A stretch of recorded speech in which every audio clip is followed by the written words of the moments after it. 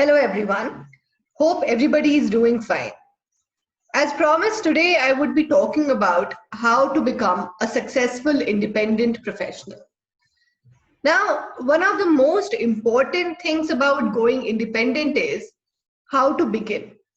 Because as it is said, beginning is work half done.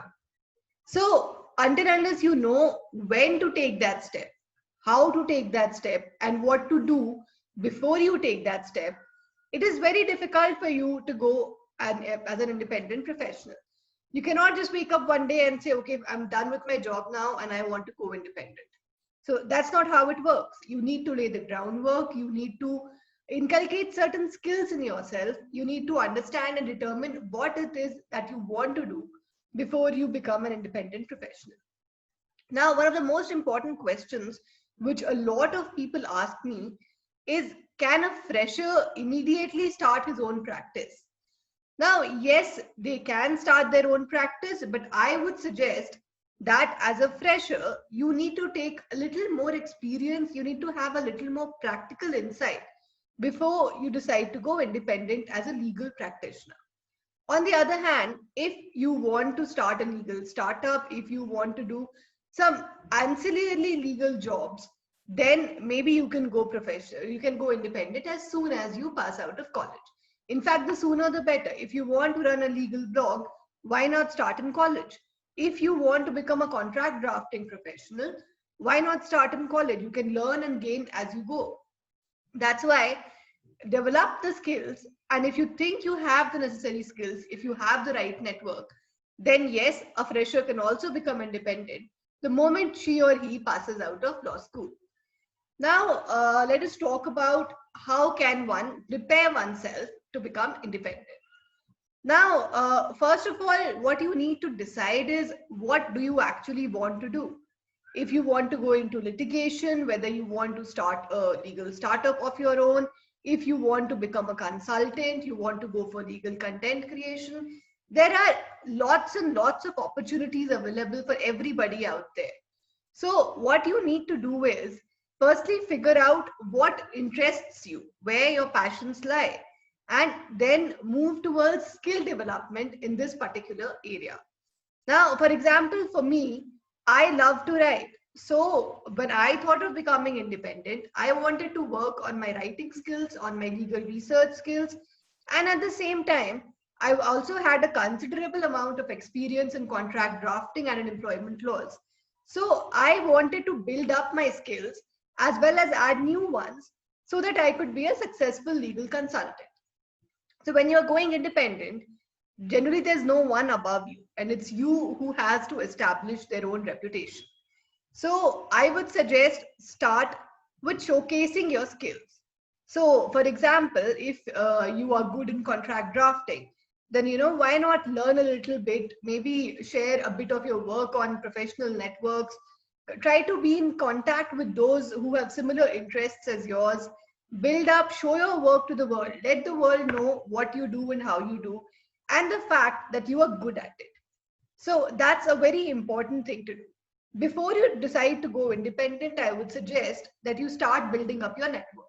So open LinkedIn accounts, open any other social network accounts, go ahead and connect with the professionals or the people whom you think would benefit you in terms of, not only in terms of client development, but also in terms of skill development. People from whom you can learn. So you also need to go ahead and add such people to your professional contact list. Now, how do you network? So a lot of people think that, coming and commenting good morning or good evening or saying congratulations to someone amounts to networking.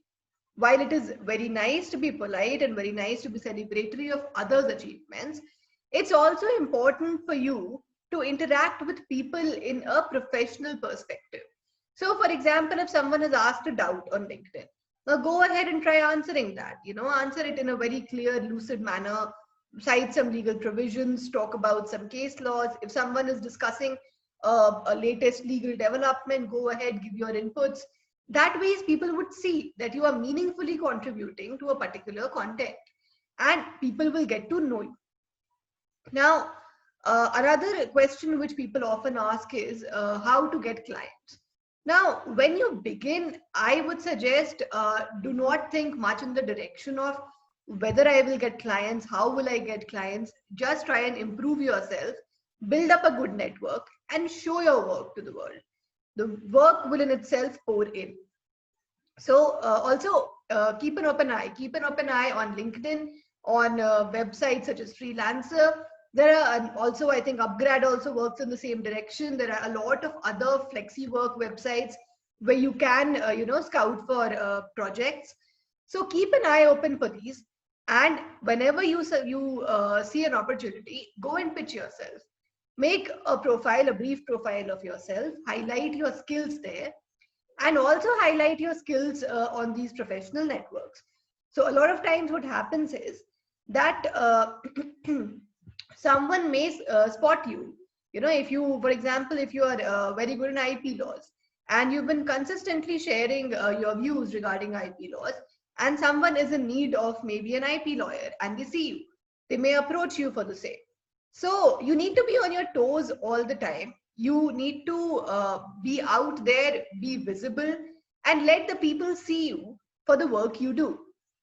So it's very, very important for you to actually be a part of a professional network, develop and inculcate a good professional network list, and go beyond the customary hi, hello, good morning, good afternoon messages, and go on to something more meaningful, which would let people know who you are. Like what do you do, who you are, how do you bring value to their organization or their work, and how can they collaborate with you for any meaningful purpose. So that is something extremely important. Now, apart from that, I think one of the most important parts about going independent, which a lot of people feel, is that you get to be your own boss. Now, let me highlight this, that, yeah, you can see it as a pro. At the same time, sometimes it also comes as a con, because there's no one above you to supervise you. There's no one above you to tell you what to do, when to do, and how to do. So everything from maybe getting a client to issuing invoices to, maybe releasing internship advertisements, everything you need to do on your own. So sometimes that becomes too much, and to manage everything along with work also becomes a lot to handle. So before you decide to take the plunge, do not only think in the direction that, yes, I will get to be my own boss. While as, wonderful it sounds, it may not turn out to be the way you want it to be. You may not be able to handle all the pressure, all the burden yourself. Also, let me tell you, an independent profession is not really for the faint-hearted. So it could take you maybe 4 months, 5 months, 6 months before you land your first client. So what you need to do is not lose hope and work towards building yourself. Remember very well that when you are an independent professional, it is you yourself that gets sold rather than a brand name. So people are not coming to you because your company has a big name. People are coming to you because you are showing value in yourself. You have a big name. So make sure that you never falter on your assignments. Make sure that your value always stays high. The quality of work you turn in should be impeccable. You should not delay in your timelines. Even if there is a delay, you should always be sure to intimate the client beforehand.